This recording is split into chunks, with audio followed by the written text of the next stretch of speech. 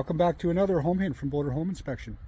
Today's inspection I want to talk about something that's going to be facing a lot of us pretty soon, and that is spring melt. I've talked about this multiple times, but in some communities it's going to be worse than others. Where I live, it's been pretty dry all winter. We don't have a lot of snow, but it's starting to melt and the ground's starting to thaw. And if you don't have your downspouts and so on set up properly, then you're going to have some issues. So let's talk about that a bit. Okay, so you can see there's snow on this property. It's melting.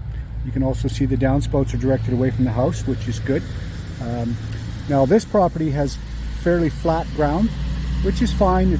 I would consider it to be flat to positive slope.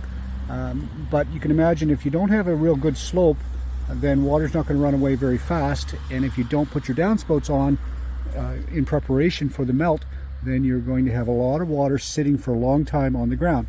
And I say in particular this time of year we have a bit of thawed ground next to the foundation. It's just natural that some of the heat from the foundation is going to come out through and thaw the ground up close to the house, but still frozen solid out here.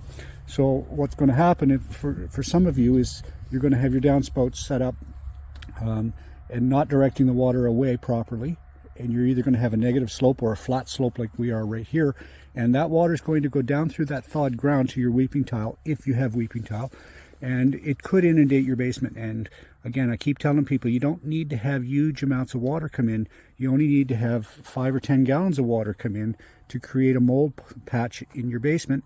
If you have a bedroom, let's say, and you get 10 gallons of water come through and soak the drywall and the insulation in behind it, it'll stay wet long enough and have the right temperature and substrate and material to grow on, and you'll get mold growth.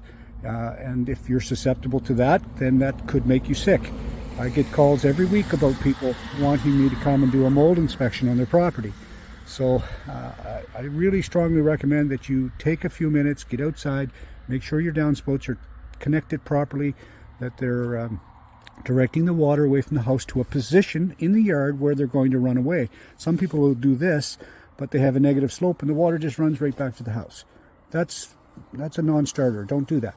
Also, always recommend that people don't put your downspouts directly on the ground where they're going to freeze and they don't have any slope.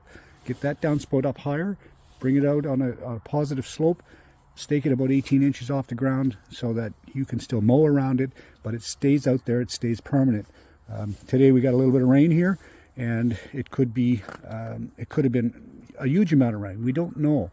You could easily get 3 inches of rain in the springtime, and you can imagine the catastrophe that would cause for some people. So again, I don't like to spread the video too much so you can't really identify this house, and that's why I keep it kind of tight. But lots to talk about here. Hopefully this home hint will save a few of you from a wet basement. Thanks for watching, and stay tuned for the next home hint from Boulder Home Inspection.